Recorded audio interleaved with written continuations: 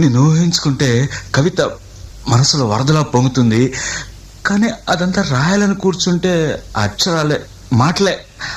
ఊహలన్నీ పాటలే కనుల తోటలో, అదే తొలి కలల కవితలే మాట మాటలో. అదే ఆహా బ్రహ్మాండం. కవిత కవిత పాడు.